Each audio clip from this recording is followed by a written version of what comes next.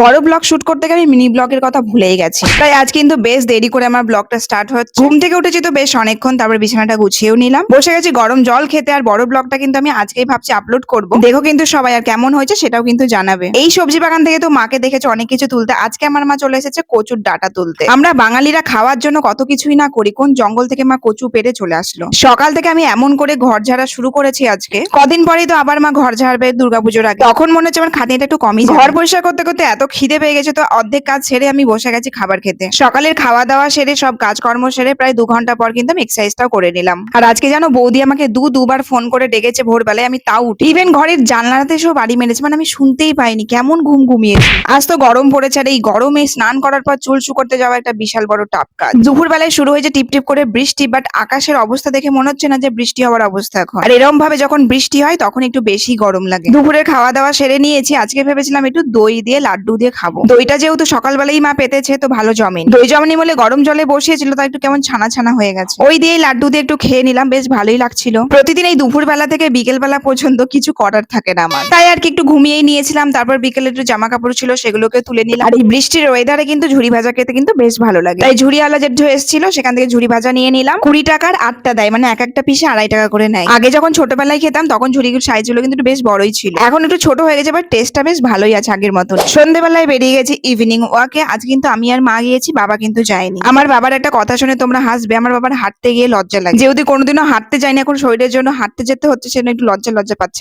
বাড়ি এসে খেয়ে নিলাম চানাচুর মুড়ি, তার সাথে নারকেল কুড়ো। আজ আমাদের বাড়িতে একটা স্পেশাল কিছু রান্না বান্না হবে, কি বলো তো? বুঝতেই পারছো, তালের বড়া। আগে তো আমি একদমই পছন্দ করতাম না তালের বড়া খেতে, বাট এখন বেশ ভালোই লাগে খেতে। আর এই তালের বড়া খাওয়া না কিন্তু জোগাড় করতে গিয়ে টাইম লেগে যাচ্ছে। বড়া ভাজার জন্য ব্যাটারটা পুরো রেডি। বড়াগুলো বেশ বড় বড় করে সুন্দর করে ভেজে তো নিলাম, মা কিছুটা ভেজেছিল কিছুটা আমি ভেজেছিলাম। তো চলো আজকের মতন এইটুকুনি, দেখা হচ্ছে নেক্সট ব্লগে।